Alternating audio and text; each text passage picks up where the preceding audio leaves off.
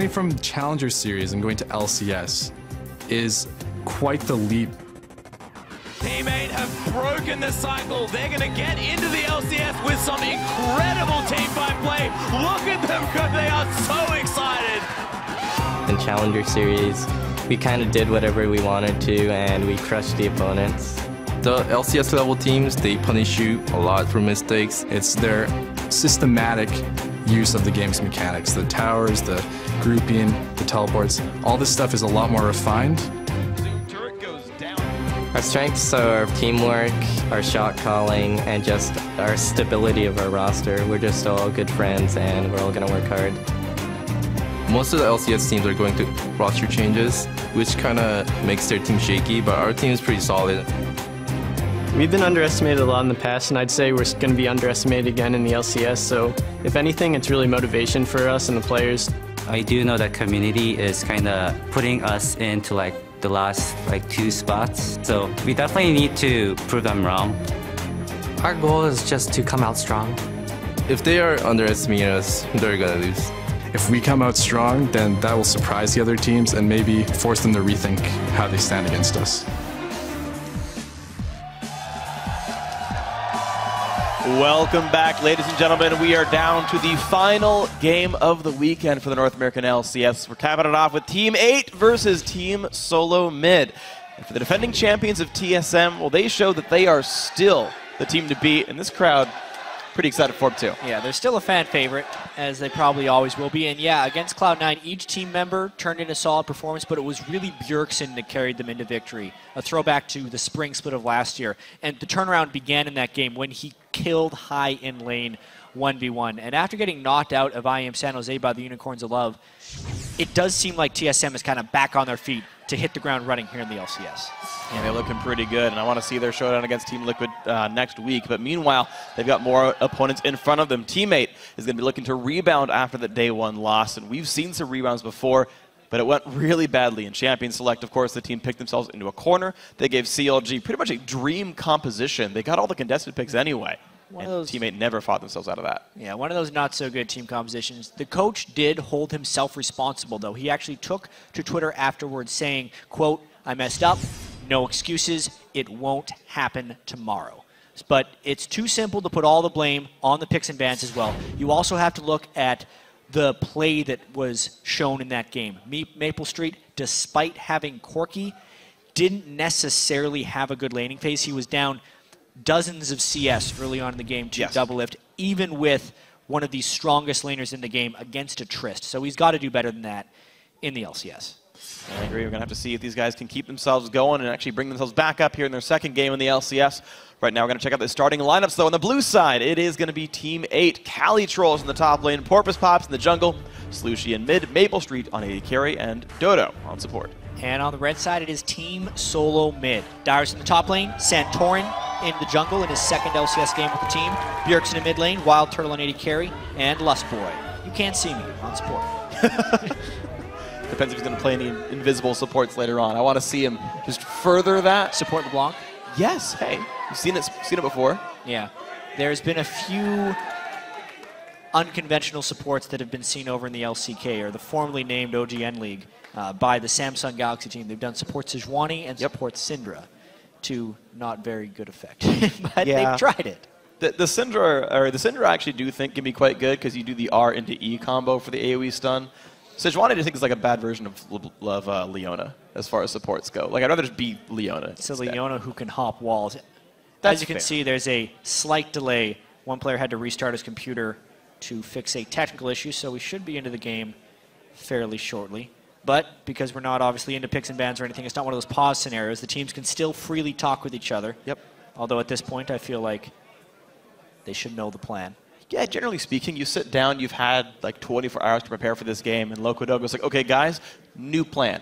Thought of something else. Instead, we're just going to make them give us Gnar, Jarvan, Lissandra, and Janna, and then we're going to win.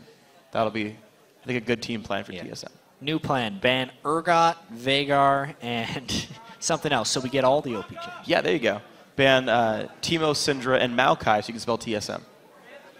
That'd be a good way to start picking bans. Yeah. And the other team banned, like, Sivir, Urgot, Xerath, and then it spelled TSM sucks. Actual thing that happened in a tournament once because they remade their champ select. Yeah, wasn't that back in? It was IPL 5. It was. I think it was CLG versus CLG EU. I think that was the match actually. And they spelled TSM sucks. They because it was a remix, so they rebanned TSM sucks. Rivalry's gonna be back, guys. You got to make sure you cheer for that one next time it happens, of course. So, okay, teammate have to rebound themselves. They obviously know it wasn't a very good showing. Yep. Again, I liken it back again to Gravity because Gravity looked so abysmal and then said, no, we're just going to fix all those problems. Don't worry about it. And they took down Cloud9. I think it is definitely a possibility for teammate to do that same thing here. And we love to do it all the time because jumping to conclusions is fun. But it is. You can't obviously jump to conclusions after one day of LCS play, even after 1 week of LCS play. Cloud9 is 0-2. I think they'll be fine. Team Solomid trying to become the second team to have an undefeated opening week. Surprisingly, only Team Liquid is undefeated at the moment. Well, Team Solomid is as well. Yes. But they're the only ones to finish the week. They're the only 2-0 team so far, absolutely. So Solomid looking to get a tie for first or a tie for second. Either way with this game, Team Solomid fans can be happy. Teammate looking to get themselves into a tie for second if they can win here as well. And that'd be a good way to start out your season, I gotta say. Bans coming through pretty quickly. A lot of bans aimed at Porpoise right now. I wonder if they can test this champion pool very well, but overall these are not surprising bans. I want to see something crazy in the top lane today. We know Cali Trolls is usually free with his picks and item choices. He loves Iceborne Gauntlets, so I'm going to say Cali Trolls is going to build Iceborne Gauntlets on something. Likely true. But I want to see Hecarim top from Dyrus. Yeah. He's been playing so much of it in solo queue. And I ran into him earlier. I said, hey, what are you going to play in the top lane? He's like, I don't know. Why don't you check my solo queue? So I did. You did. And he's played a lot of Hecarim. We'll see if he's lying. Hopefully he'll do it. Lissandra goes away. So a lot of conventional top laners banned away. It takes about half the champion pool out of this one. Sorry, half the bans are aimed at that lane to a certain extent. The teammate get first pick. Now, I think of all the unconventional tops, if you're going to pick one, you save it for later. They grab the Sivir, so there's one off the list. So far, they have checked the box saying, we understand some picks are contested. They do leave up Gnar, though. Yeah, this time, though, Jarvan is already banned away. And it's my opinion that I don't think Cali Trolls is going to play much Gnar this split. They left it up with Jarvan last time. He loves to play the unconventional champions. He's gone on record saying that he wants to make top lane a more exciting lane to watch. Yes. Tank Gnar doesn't really accomplish those goals. I've seen a lot of Nidalee from Bjergsen in the mid lane. Yeah. It was banned yesterday by Cloud9. I don't know if they would pick it early. I feel like that's something they should wait on, especially since they're red side. But they're hovering on it because it is a possibility for probably later. And there is the Gnar hover as well, and I think TSM would be happy to lock this one in. Hop off the Nidalee. Yeah, okay, sure. Not a big surprise. Teammate are well suited to start a team fight. That said, Gnar will threaten Sivir in those very battles, and that can stymie slightly what the champion's going to do. Morgana Gnar does come in, so the ability to counter-engage very strong already with TSM. Yeah. No Hecarim top from Dyrus. He disappoints me yet again, but we'll see how his Gnar play goes down. Interesting that they are picking the Morgana so soon. Yeah. I feel like they're going to synergize that in with the rest of their composition shortly, because directly against Sivir, trying to Dark Binding into spell shields, not that good. Nope. So it's definitely going to be a plan for later. And of course, we did see that Gravity had a great plan with Morgana. It worked out. It made some of their champions unpeelable by Janna. And typically that went quite nicely. Now, the jungle bans do push Porpoise onto Nocturne, a champion he has been happy to play a lot throughout 2014. I think it's one of his best. I kind of do want to see him keep in this one because I think the comfort will help. And it fits what this comp wants to do, by the way. Sivir, Nami, Nocturne, they all press R, you all run forward. And whatever's backing this up is going to be putting out a lot of damage. Nice. So now TSM's got to be willing and ready for that dive to be able to counter it. They show the Nocturne and the intent of their composition fairly quickly.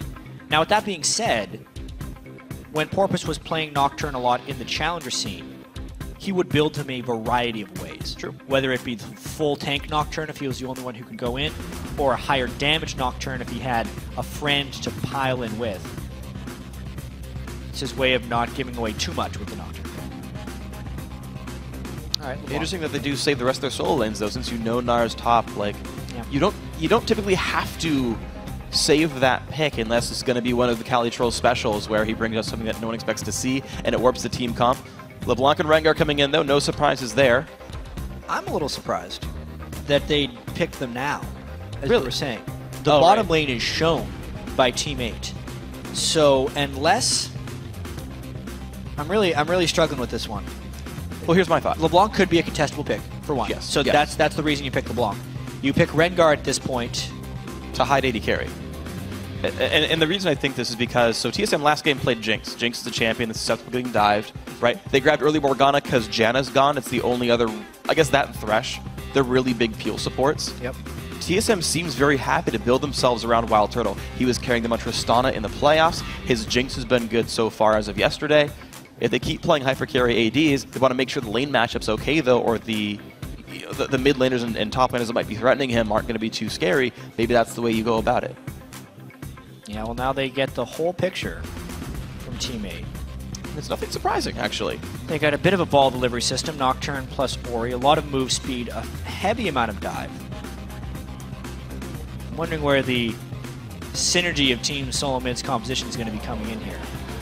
Because at the moment it's a couple Assassins, a Morgana, Gnar in the top lane.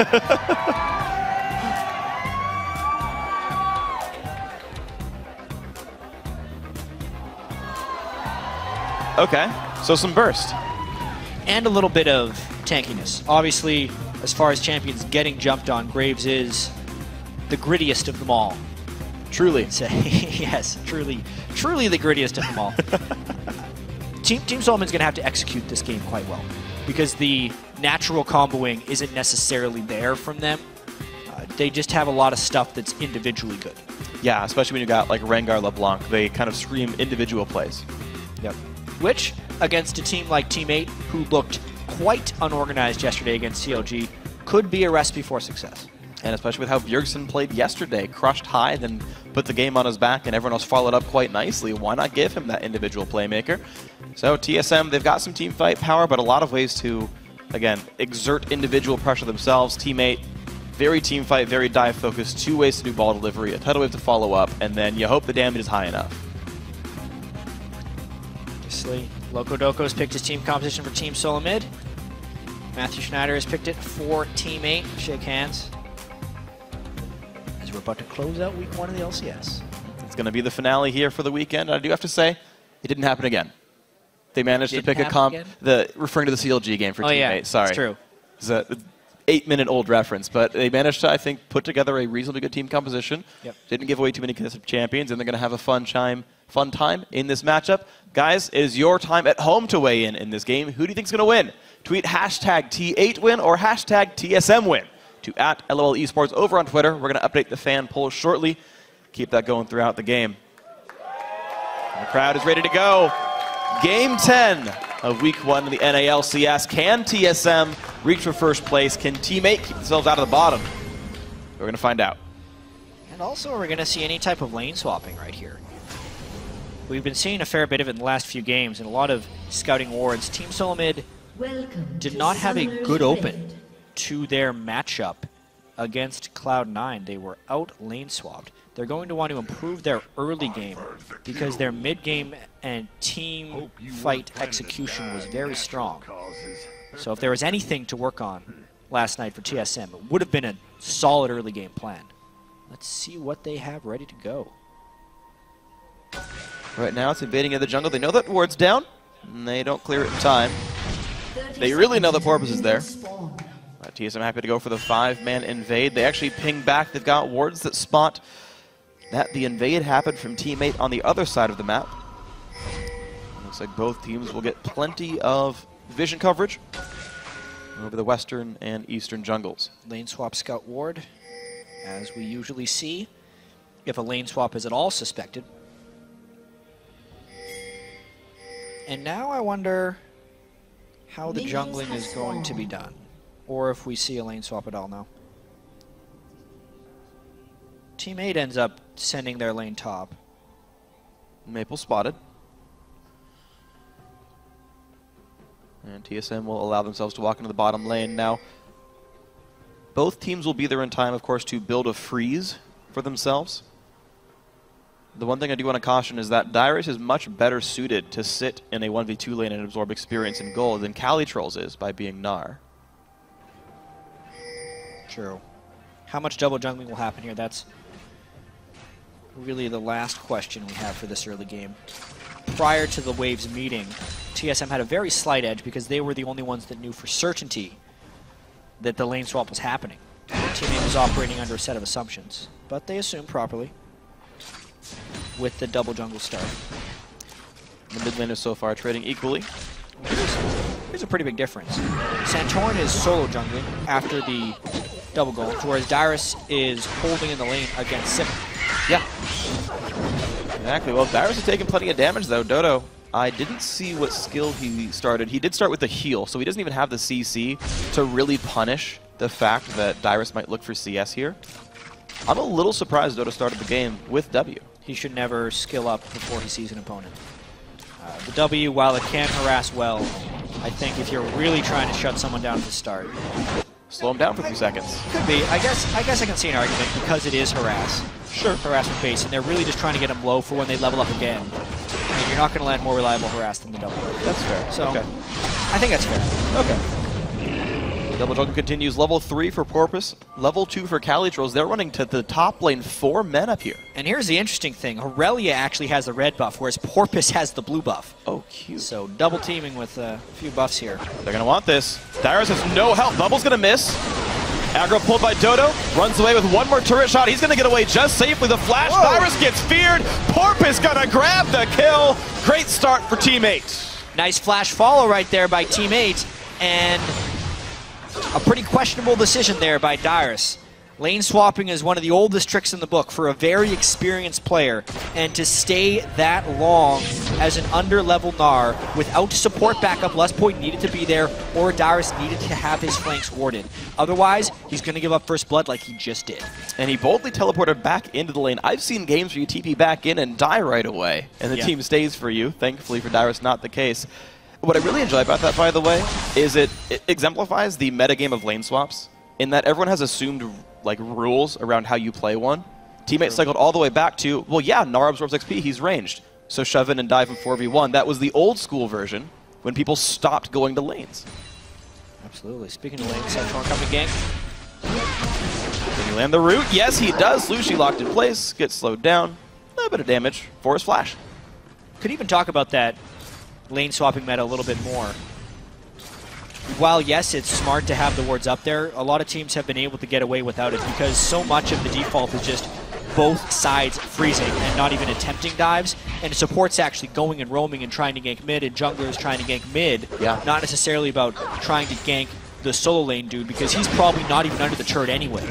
But the instant Dyrus tried to counterplay that a little bit by saying, okay, if you're only going to have an 80 carry here, I will lane against him as Gnar, which I think was the initial plan when he decided not to continue with the double jungle, because the expectation that Teammate was going to roam with Nami, and I know we're getting really nuanced right now, but that's what lane swaps are.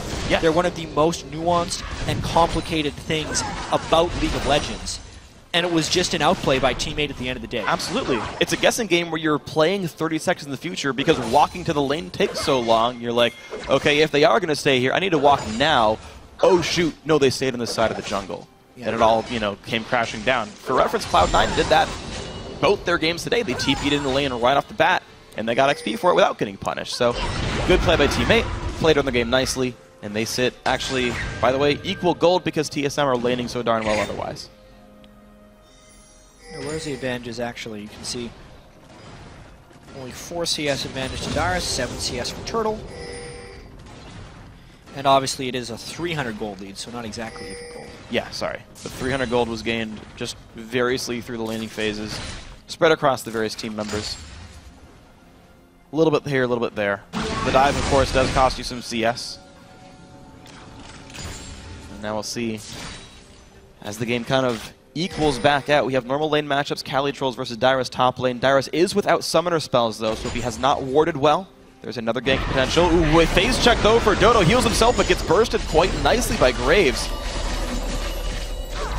You can see there, was an instance of an AD carry having his supports back.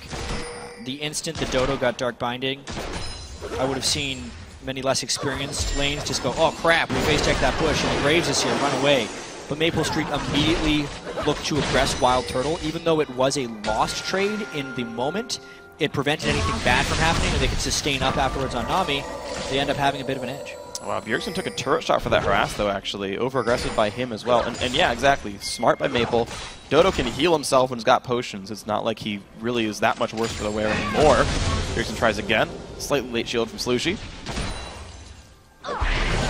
Keep the trade going. Maple. Wow, great heals. They're just pushing in on Wild Turtle. Nice black shield. These guys trading a lot of damage. And an unintended consequence of the dive from Team 8 is that Maple Street back without enough gold to necessarily pick up a big damage item. True. So he's actually laning with double Doran's Blade, whereas Wild Turtle had the freedom to choose his own back timing and picked up a pickaxe. Gives him an advantage of, when you look at the total AD, it's 91 on Sivir and 116 on Graves. Ouch. Pretty big. Yeah. A level disparity as well. Ulti is unlocked here for Wild Turtle. Lespoy had, of course, recalled a while back to try to support the top lane for a little bit, giving solo XP to Wild Turtle. That ultimate is going to be a scare for Team 8. Second round of jungle buffs come up, though, and these are going to be uncontested. So far, nothing really being aggressed upon anymore in this game.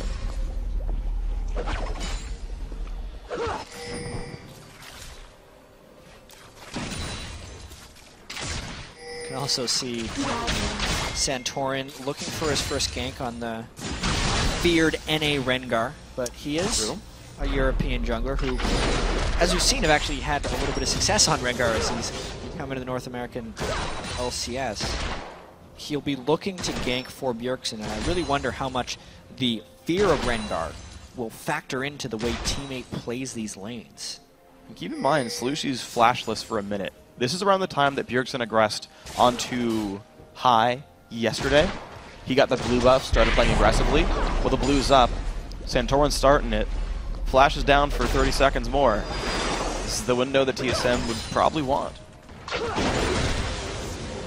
I actually like the interaction of Nocturne versus Rengar until Rengar gets off his first game, because he's one of the other junglers who follows very similar rules actually. Oh yeah. One of those guys you can't necessarily ward, can gank easily through the lane, and you're always trying to counter gank. So watching Santorin and Porpoise play against each other, knowing that they're probably not going to spot each other, and just reading the lanes and the posturing to try and guess the gank is pretty fascinating.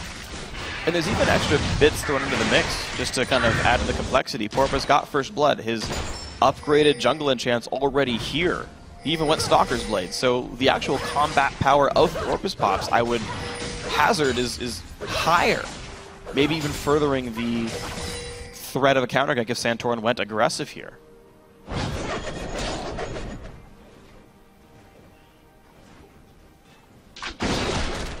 Teammate hold the game at 200 to 300 gold, so the lanes haven't further snowballed away. Calitrolls looks aggressive onto Dyrus. There's no junglers anywhere near. Cali having to do plenty of damage, though. And the re-engage, Dyrus wanted to turn in with Hyper, but Calitroll says, my ultimate's good. Check yourself, misses the boomerang. And that is a very well-won trade. And we've seen a lot of Aurelia versus Nard this weekend. It does seem like Aurelia can usually put a little bit of dominance in the laning phase. Just when the team fights happen is when Aurelia may have a little bit more issues. Flash burned again, not a good syncing there between the two. If Bjergsen was going to be all-inning, you would want Santorin to arrive with the root as Bjergsen flies in. But I think that was an instance where Bjergsen saw the opportunity and Santorin tried to react to it, and it just looked a little sloppy. Yeah, just slightly missed. And of course, Slushy did see the exclamation point over his head. He didn't have a new quest. He just got told that Rengar was in fact in the vicinity. That is a down ultimate for a few minutes here. Giving a bit of breathing room to Porpoise Pops. TSM is going to all in shortly because they are waiting for it. There's the attempt, the flash ulti, and they find Dodo. Maple Street breaks the bond, pops the ulti, no stuns at all. Here comes Bjergsen, but where's Nocturne going to come from? The ulti hits almost nothing. Out goes Bjergsen. No counter gank available, though. Yeah, they spell Calitrolls. Hold on. Well there. Under the turret. I thought he might have died there. Oh, there's a dive! There is Porpoise Pops. He catches the fear, but can he cut it out? Well out of the turret's doing so much damage. Porpoise goes down, gives up some gold back to Dyrus. Tough break right there. You could tell he was ganking there so aggressively. Oh, shocker by Slushi. Who made nothing. He was ganking so aggressively in that top lane because he knew the Rengar ultimate was on cooldown, so the counter gank threat was much lower. But it ended up being so aggressive that he dies to the turret. Still is worth it, of course, with the assist gold and whatnot, so I can't fault Porpoise for the plays, but Darius is the only guy getting picked on. It does put Calitrolls ahead here. It's a 1-0-1 Aurelia. It's a pretty good place to be, I have to say, especially considering this is supposed to be this counter matchup. He's winning in the 1v1 as well. TSM might need to skirt around the fact that Calitrolls can leverage a top lane lead.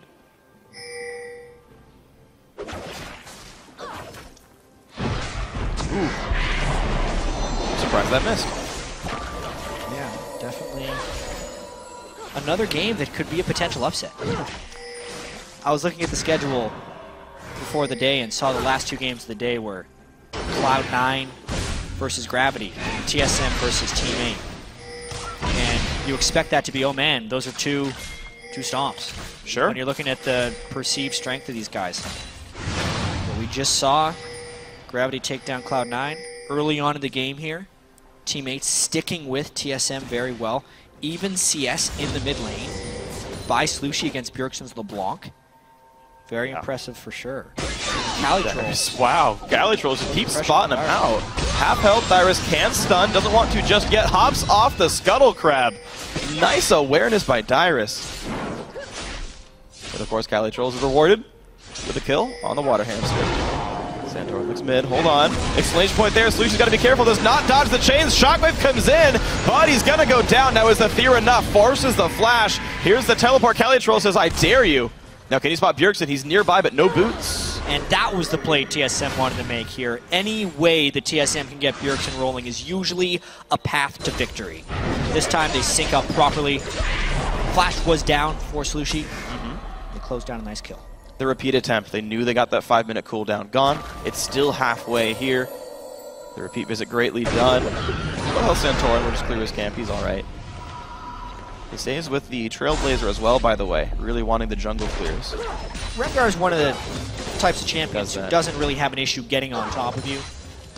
And he will not need assistance from the Chilling Smite. And on top of that, you really want to remain at full health on Rengar. That's true. The Ranger's Trailblazer will help slightly for the clear speed and the health. So, seeing the items varied up for these guys. And it's really just been a game around the big ulti cooldowns of the junglers. Porpoises is back up. He doesn't even have to head off the blue buff to Slushi, so he is enabled anywhere on the map. And I actually wonder, seeing Orianna over there, do they guess that Nocturne's topside? Nope. They see him. Don't have to guess. They can know. They do know. Clears that ward nicely with the Raptor buff Smite. Yeah, this definitely seems like a game that's more and more about the mid lane. Bottom lane is slowly winning for TSM. I think they're content with that one. Good on I wonder them. if Teammate's going to try and snowball Maple a little bit, knowing that mid lane is starting to go the other way. They've already gotten Calitrolls ahead, so really at this point it's about Teammate trying to get a second winning lane. If they can get bottom lane, maybe it puts them in position to win. Yeah, they've got one each basically. And you're right, the bot lane's just that slight bit ahead for TSM, but not enough to really tilt in the favor too hard. Santorin ulti is right about back. He's level 10. He's got full ferocity. I wonder who he wants to gank. Porpoise Pops.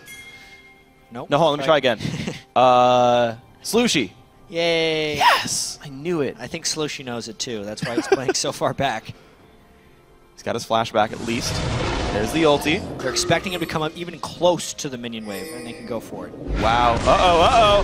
Bjergsen. Ooh.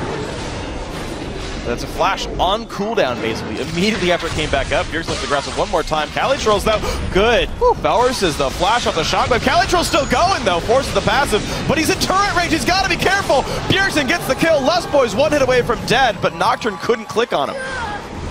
And some over-aggression there by Calitrolls turns a good idea into a bad result.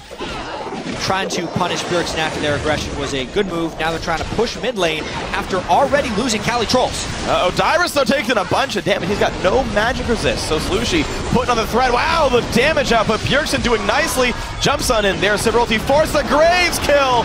Nice by Wild Turtle. Wow, Dyrus, jeez. TSM limping out of each of these fights with kills. Teammate needed to abandon that when they lost Cali Trolls. TSM stuck around, knowing they had the numbers advantage. Bjergsen could find the flank, and eventually Wild Turtle showed up for that execution shot on Graves. And now this mid game is going better and better for TSM. Sivir's corpse now disappears. Maple can head his way back to bot lane. Respawn. Yes. Isn't really disappear. Well, the corpse went away. It's just like personal. Just we die.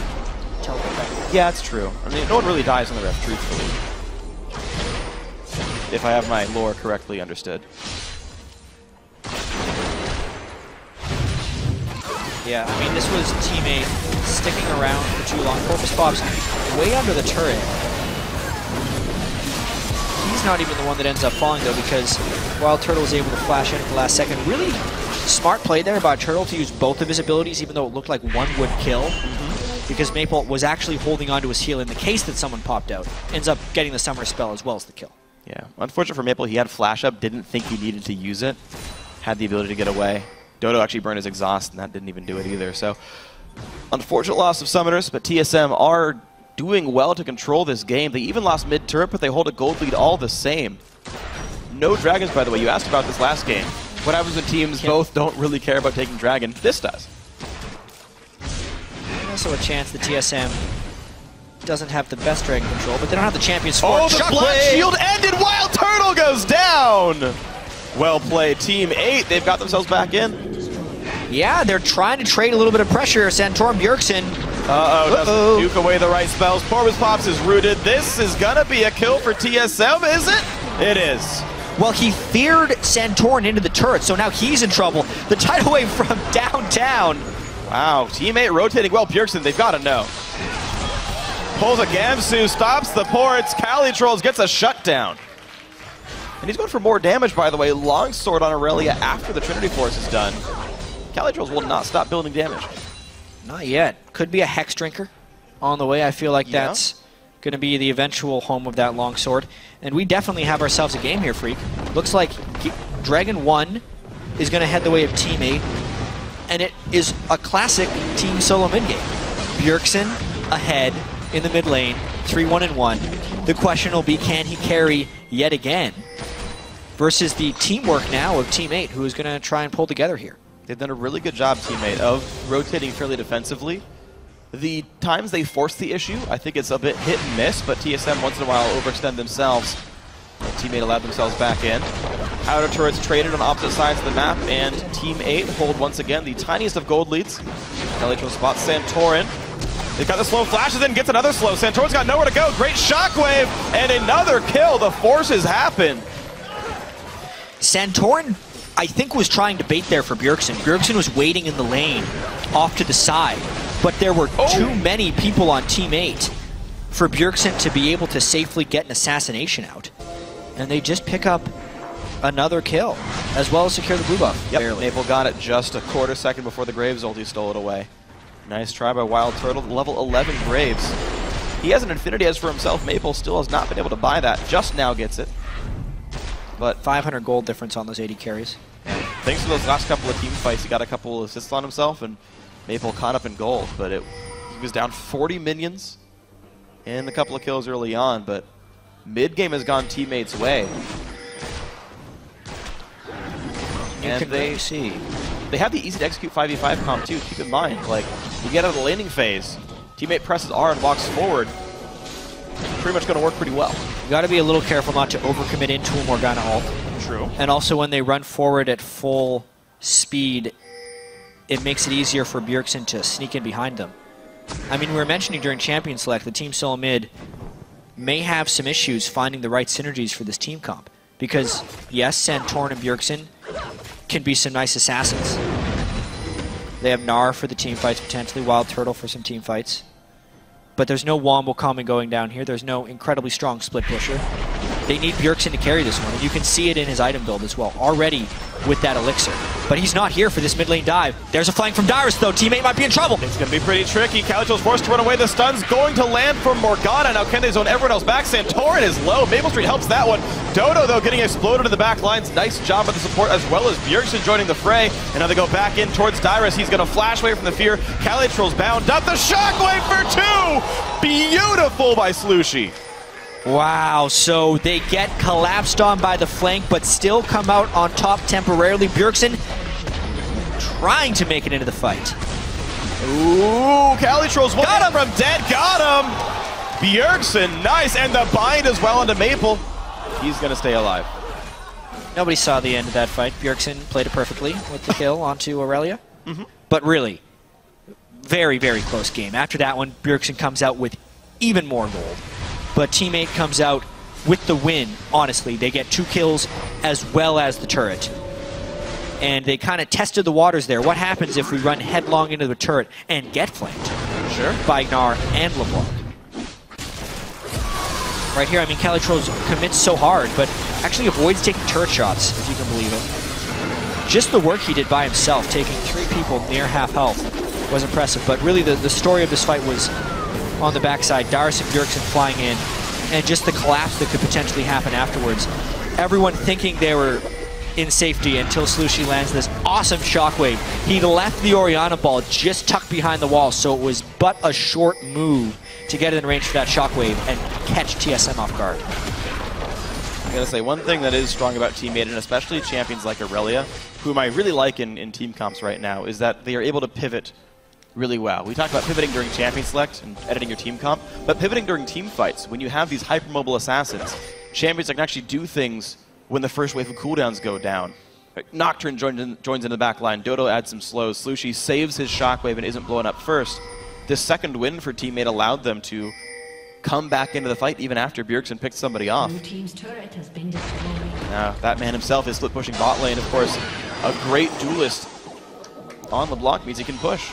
And Team Solomid is trying to use Bjergsen as their split pusher. They know that LeBlanc can probably win an extended 1v1 against anyone. And Teammate needs to make quick work now that they know they don't really have an answer for him either. They send Calitrolls back, and they get a turret. One rotation there by Teammate. They trade top lane tier 2 for the bottom lane outer that Bjergsen was happy to push. Unknowingly, Teammate was already headed top lane. The map movements are so much better for Teammate. This game was, and has still been, incredibly close in gold. And actually, hold on, Bjergsen with his Sorcerer's Elixir, destroying the outer turret himself. There's Calitrolls, gets a slow. Nice juking right there. Help, there's Nocturne. The tidal wave off on the side. Bjergsen gets away. They fake the black shield. They commit to it. They realize it's not the real one, though. Dodo goes in. He bubbles Santorin. Lush Boy goes down without the stun from the Soul Shackles. Calitrolls force the team away. Dragons in 30 seconds. TSM just had to tuck tail and run away. Some great initiation from Calitrolls to get Bjergsen to half health without taking any retaliation. Once the main threat of TSM was out of the fight, you could see how recklessly Teammate was allowed to be. Just with the general goal distribution, unless Dyrus is in Mega Gnar, there's no threat there. And that's a bad sign for TSM. And no front line on the disengage, a bit unreliable. I know Janna was banned, I believe. Hold on, though. This fight, Dyrus gets a bubble, gets spell shielded, I believe. And as the shockwave is gonna catch 2, Bjergsen, one hit from dead, make him go. Wow, double Down kill. Goes Rengar. Porpoise Pop staying alive. Slushy's running out in the back line. Out goes Wild Turtle. Yep, lights out for Wild Turtle. Dyrus now stuck against the duo lane. He's gonna be dying, I've got to assure you. 4 for 1. Teammate now up to the inhibitor turret. Slushy is taking over this game right now, catching Bjergsen in that shockwave despite the heavy gank pressure in an attempt to keep him down in the early game. He is turning into this teamfight phase amazingly. They're going to get this inhibitor down against TSM 26 minutes in. Absolutely beautiful. Respawn's coming in now. Ulti's up for Santorin if he wants to go aggressive here. I can't imagine they want to, but keep in mind, health bar's low. TSM can rush something off the Nexus. Yeah, maybe they try and go and get that first dragon. Oh, this is risky. They hadn't been prioritizing, or they go for a few kills. It's risky for both teams, though, because TSM has no vision control in that jungle. So Teammate, as long as they recalled in synchrony, would have been able to go back to base just fine. It was scary. It was scary. The pause is obviously for a technical issue. We'll get you the word on exactly what that issue is shortly, because the game really just fell into Teammate's favor, really, in that last fight. It absolutely did. I mean, this is what's really incredible. And we saw a comp like this, because I keep harkening back to prior games and how they were played before. I believe it was actually Cloud9 versus TSM. Cloud9 running the Sivir team, TSM running a fairly similar comp where they were very mobile. They could kite around. Bjergsen was on Ahri instead of LeBlanc. And what TSM was able to do in that game was stymie all the Sivir dives, all the engages. C9 could never get it on them. Yeah. They'd run away. On Morgana instead of Janna, that doesn't seem to be as available.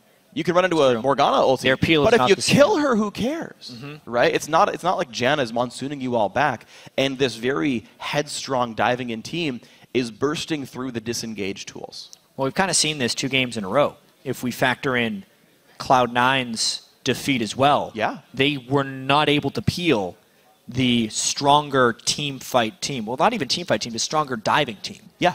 And the priority targets were falling down for them, even though that's not even necessarily the case. I mean, Darius has been dying in some of these fights. We actually have a replay of this last fight in the blue buff.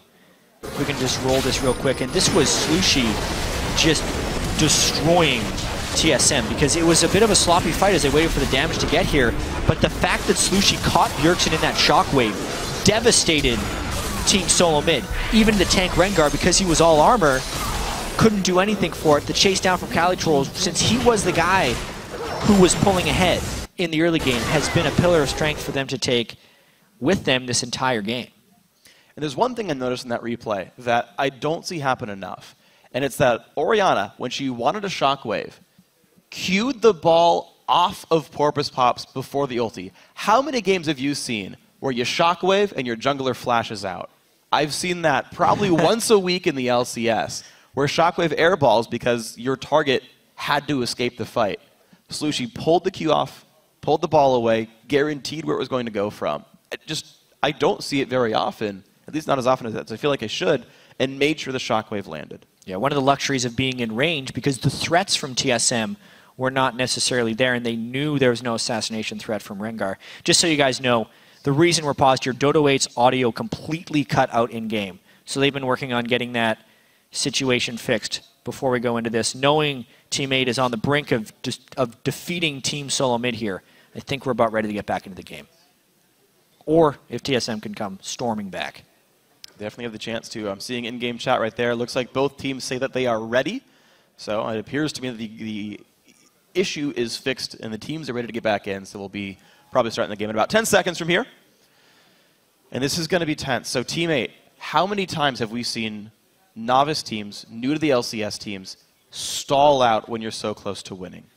They've got an inhibitor down. You'd think they'd have control of this game, but we have seen so many games start like this and then peter out. At least a baker's dozen times. 13. So, or more. Or more. You did say at least. Yeah. It's a very common thing. This game is by no means in the bag for Teammate, especially after this pause. Obviously, it's a technical issue, but the momentum they had carrying in to that pause was huge. Now they're giving up a dragon because that was going to happen anyway. They were not able to communicate during that pause. I wonder if their mindset changes a little bit. Will they still be willing to dive, or will they dive in the right situations? And it's TSM equalizing now at 1 dragon apiece. So Bjergsen, who is already the carry of this game, just got 6% more ability power. His ability to one-shot people just that little bit higher. Slushi likely to be an easy target to this DFG nearly Void Staff of LeBlanc.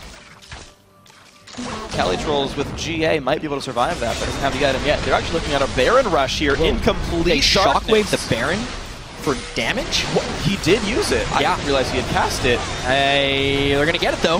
Wow. Down it goes. That's going all in on the Baron right there.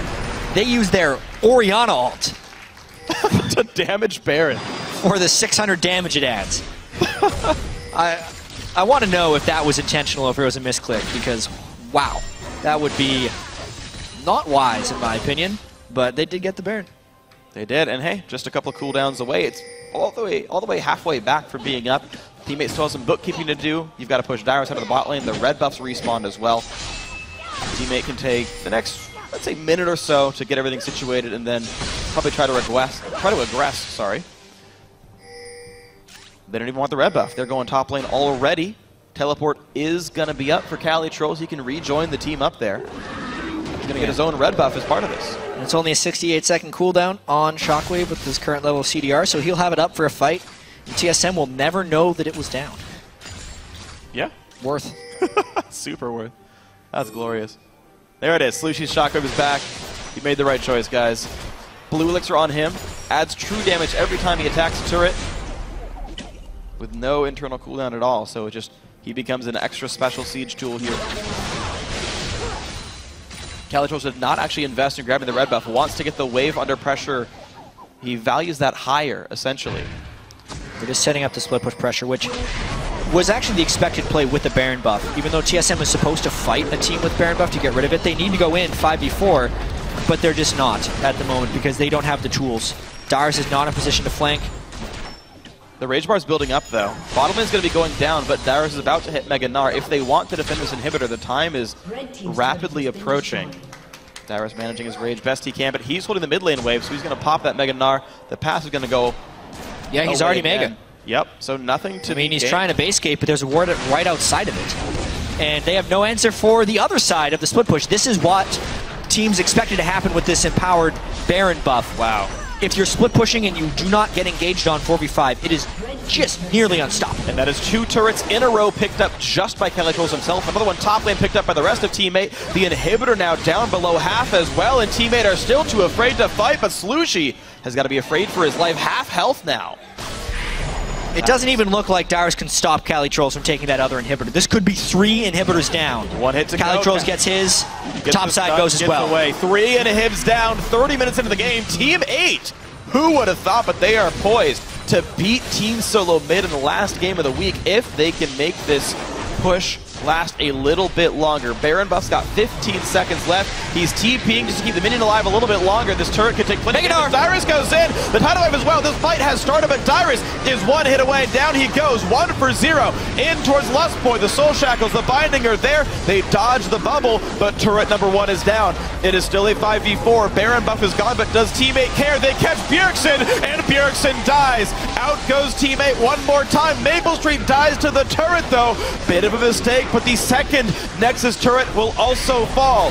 4 versus 3. The re-engage. Wild Turtle's eyes. 2 members left of TSM. The Nexus is falling. Would you believe it? Team 8 take down Team Solo Mid. In a completely unexpected result. There's only 1 undefeated team after 2 games apiece in the LCS. Team 8, after falling yesterday to CLG in what they called a very poor pick ban phase, recovers here. Takes down Team Solo Mid in 31 minutes. 8 teams in the North American LCS are 1-1. Yeah. A gigantic 2-win tie, or tie for second, I should say. Team 8 making themselves one of these teams tied for second. Welcome to the North American LCS, guys. Everyone can beat everyone else. You may have favorites. Yeah, Teammate mentioned how they, before the game, how they think teamwork is one of their greatest strengths. They showed exemplary teamwork this game. Slushy in particular, just surviving the onslaught from Bjergsen and Santorin. LeBlanc and Rengar trying to gank that mid lane time and time again. But Cali Trolls was able to use his early lane advantage from the dive over Dyrus, impact the map in the right way. Slushy could get a few shockwaves going. Then, because he was fed on Orianna, could neutralize Bjergsen's LeBlanc. And they just take the move speed and the teamwork to victory. And it was incredibly impressive, I gotta say. I think this was the pick and ban phase that Teammate was looking for when they fought Counter Logic Gaming. Now, to pick specific examples, the Irelia was banned against CLG. Yep. Now they had to bring it out. They let the Gnar get picked, but they wanted to bring Irelia. They wanted to play Sivir. I believe they first picked it. They banned the Janna to make sure the hard engage could work. They've got all these other interesting contested junglers available, but we have Porpoise going for his Nocturne. Yeah, The they worked champion really well. he wants to play specifically in this composition. So much of this worked out. We're seeing one of the only Namis we've seen, the only Nocturne we've seen, one of the very few Orianas we've seen, Teammate bringing out their own composition, these largely uncontested champions. You pick a couple because you want to. It's a good idea to grab a couple of these, but and I think a lot of it they just wanted. it comes down to the in-game play. Yeah.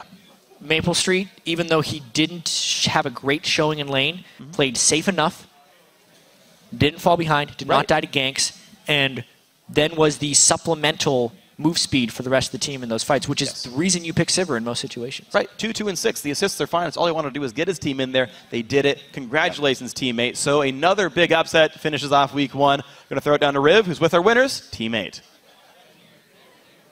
Thank you very much, gentlemen, and I am joined by the coach of Teammate. I'm here with Matt. Congratulations on the win. Probably some pretty good adrenaline going through the body right now. You said yesterday that the mistake that happened yesterday would not happen again. There would not be a repeat. What did you do to stop that from happening? Because we absolutely saw the results. Well, so my job as a coach is to put us in the best position to win from champion select, and I feel that I kind of dropped the ball on this yesterday. And today, I spent a lot of time with the team, even with other people that help us, just to go over our pick and ban to make sure we have an idea of what we're going to do and, that we execute it in the champ select. You guys definitely show a lot of potential about this, and with the teams like Cloud9 and TSM on top, which you now take games off of, why should people be rooting for Teammate and not thinking they're at the bottom of the pack? Well, if you were to ask Callie this question, I think he'd have the same answer as me, that we go ham. We are always looking to take the fight to them and, just win, go ham, stuff like that. How did you guys transition from yesterday to today? What was the team mentality? Obviously, you said you wouldn't make mistakes, but what did you tell the team so they wouldn't just kind of dwell on what happened, the loss, so they could come out with this win? Well, we talked together after the game about what we all thought we did wrong, and I don't think any of us took it too hard. But we've lost before, and we've been in high pressure situations, even in the Challenger Series. So I don't think we ever let losses affect us that bad, and we're always ready to bounce back. And from day to day, even we're able to bounce back just like that easily. Well, you guys have definitely shown it here. Coming up, first game next week is going to be Coast. You guys obviously going to take some R&R or just go back to practicing. What's the transition going to be like going into that? Practice right away? We'll probably review the game tonight, continue to talk about what we think we'll need to do against Coast. So it'll be a mix of improving our own play and thinking about how we're going to play versus Coast. All right, Matt, congratulations. The game off of Team Solo Mid. We're going to go ahead and throw it to the analyst desk to break down the rest of the day. Thank you, Riv. Another unexpected win there from Teammate over TSM. I want to kind of attack just what are the points of success there for Teammate. Sorry. It started in Champions Select too. They first picked the Sivir for Maple, so he was in a good spot. And then they just kind of built this composition that was just comfort champions all around the Nocturne, even though it's not quite in the meta, still going over to Porpoise Pops. So then they camped the top lane, they camped Dyrus, the strong lane for them with Kali trolls in it, got him rolling, and then TSM tried to camp middle, and Slushy just played really safe, flashed away from 2 ethereal chains that didn't land, and they transitioned beautifully into the mid and late game. I really want to highlight the solo laners for Teammate. I thought both of those guys made really good solo plays. Kali Troll is extremely aggressive once he got going on Aurelia, constantly engaging and forcing summoner spells, forcing people to miss position, and then people could follow up because they had Sivir. And then Slushy with the 6 shockwaves out of nowhere, hiding the ball in little nooks and crannies around Summoner's Rift and then popping out for beautiful shockwaves to turn the fights around. Both of those guys really did a great job to bring it home for the team. And kudos to the coach, I have to say, for recognizing the failure from yesterday, copping to it, and then making the adjustment. We saw a huge turnaround, and I want to throw this to you, Kobe, because on day 1, you had made the point of, the veteran coaches were going to be the ones that we saw make the biggest difference. But I think here we have an interesting case of somebody who's learning quickly and correcting the mistakes, coming back with a strong composition that allowed the team to pull out the win. Yeah, I think the comp was strong. A lot of it had to do with increased play, I think. Really good play from the players. Yeah, some fabulous execution. So again, congratulations to the guys on Team 8. And with some wild games and a couple upsets, here's how the teams are stacking up. Alone at the top, we've got Team Liquid with a perfect 2-0 record. They're followed by the bulk of the league, 8 teams for second place with 1 win and 1 loss. And surprisingly, sitting in last place is Cloud9. And there were a few figures who stood out this week, and they are this week's OP5. In the top lane, it's Chris from Team Coast. He escaped day one without dying once, and today proved he can be a bully in the top lane. Then, of course, in the jungle, the king is I Will Dominate. All right, yeah, dominate in the jungle. I want to give it to him just because yesterday he did a great job on Nunu, not only controlling the jungle, but also countering Rush's moves. This hyped up jungler coming in is going to be super aggressive. Really good job by Dominate controlling the jungle. And then shot calling as well today. 2-0 for Team Liquid. I think he definitely deserves his spot. Our OP mid laner after this past game has to be Team 8's Slushy. Yeah, his 9-2 and 3 on Orianna while keeping a little bit ahead of Bjergsen in lane in CS was extremely impressive, but what was even more impressive was his late game shockwaves that just completely blew the game wide open. And claiming the honors for AD carry is Keith. He stepped into cover for a world champion, was entrusted by his team, or his comp built around him by the team, and he delivered. And then finally, our OP support has to go to Xpecial. Yeah, Xpecial did a great job peeling for Keith on that Janna, a substitute player working with him really well in lane as well. And then also the playmaking initiations on Annie today. Another Team Liquid 2-0. He was a really big contributor to that. Yeah, that was such an incredible play. I could watch that a couple more times. And reigning supreme this week was Team Liquid's I Will Dominate.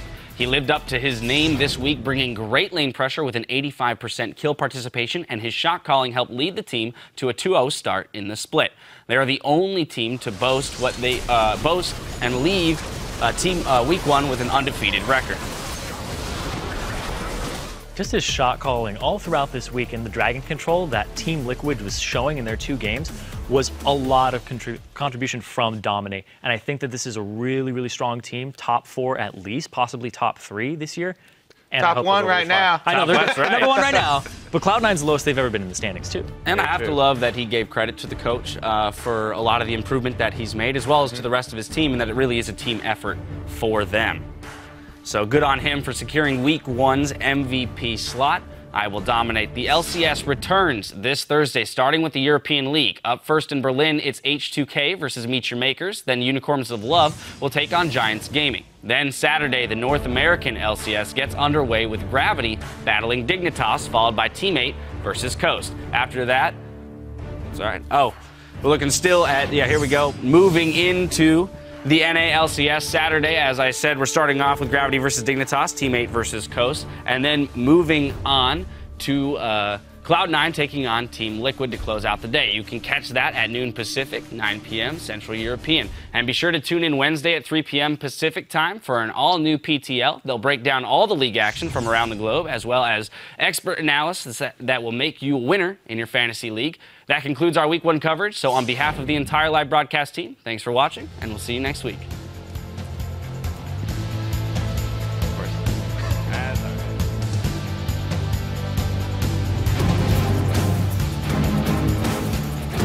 We're going to get the day going with our first match, and that's Crumbs against the wall. Just a few more shots. He almost can't move out of this one. A lot of aggression just to save the turret, but they might lose their lives. Congratulations to Team Coast. They do make up for yesterday. Nice going, LeBlanc. I can't. Nice. Kite back. Nice. Good job, Phoenix. Go heal. Good job. Team Liquid bring themselves for 2-0 here. Here comes Zed. High takes a bunch of damage, already gone. Bunny Fufu, 2-man stun. The follow-through is there. Down goes Sneaky. Meteos the target. He's going to drop as well. Now they go back in towards Dyrus. He's going to flash away from the fear. Calitro's bound up. The shockwave for 2. Would you believe it? Team 8 take down Team Solo Mid. Group of players that didn't really... Sorry, my HTC phone is ringing. Well, sometimes it happens. Always mute your phone when you're doing an interview.